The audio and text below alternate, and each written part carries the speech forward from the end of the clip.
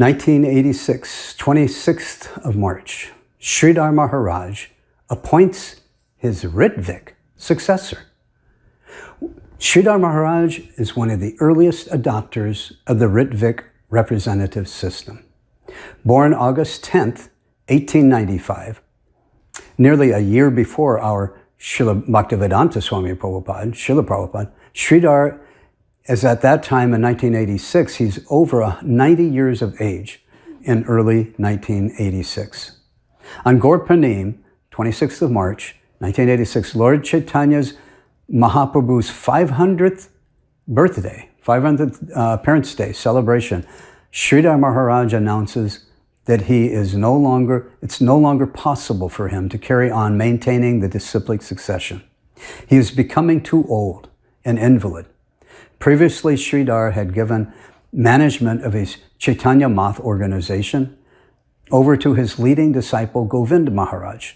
And now, on Gurpurnim, 1986, the 500th appearance day of Sri Chaitanya Mahaprabhu, Sridhar appoints his disciple Govind as his Rtvik representative, giving Sundar Govind Maharaj full responsibility performing Harinam, Diksha, Sannyas, etc. initiations. Sridhar Maharaj said, quote, "With this, I transfer these beads, and from now on, he will initiate on my behalf as Rtvik. The Rtvik system is already involved both here and also in the foreign land. The Rtvik is the representative. So if you want to take from me and you take by his hands, then it will be as well and as good as taking from me." End of quote. Again, he said, quoting, "Henceforth, he will represent me in this affair, beginning from today's function. Now I shall go from here, and he will do the necessary. On my behalf, he will give Harinam Diksha, Sannyas, and everything." End of quote. This is from Sermons of the Guardian of Devotion, Volume 1. In 1978, Srila Sridhar Maharaj was told by the GBC that Srila Prabhupada had appointed the 11 men to act as his Rtvik while he was present. They also told him that he had said that on his disappearance, they would have become regular gurus.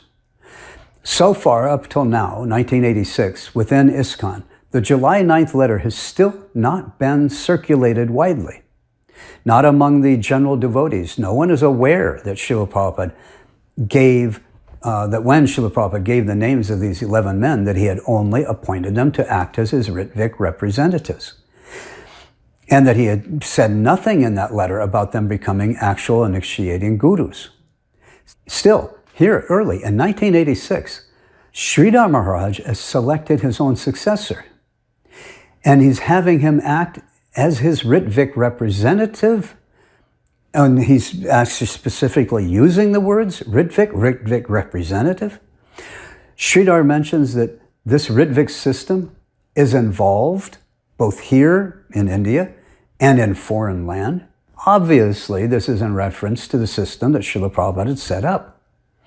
Recall that in July of 1977, Rameshwar, he did not send copies of the July 9th letter to the temple presidents, as Prabhupada had ordered, but he did send to the members of the GBC at that time. I don't know, but it could be that one of the GBC members may have given a copy of that letter to Srila Sridhar Maharaj. Obviously, he must have had a copy by then, or he wouldn't have said what he had just said. Had Sridhar Maharaj been given a copy of that letter back in 1978, I have no doubt that he would have reached the same conclusion as many of us have, and that is that Srila Prabhupada only wanted those 11 men to remain as Rtvik representatives, and he wanted that system to continue on for his society.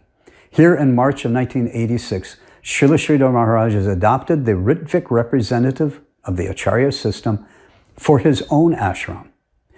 Before many Prabhupada disciples in ISKCON of even aware that Srila Prabhupada set up such a system. This move by Sridhar, that of appointing a Rtvik representative to perform the initiations on his behalf, that disturbed a number of his disciples and followers. Many proclaimed that the idea of a Rtvik representative was philosophically bogus, as they are doing in ISKCON for the past 40 years. Many of his followers also declared that that system is bogus. They tried to plead with Srila Sridhar Maharaj not to do this. But as we will see in a later timeline, it was over almost a year and a half later, in April, about a little over a year later, in April of 1987, how Sridhar most adamantly defended the system.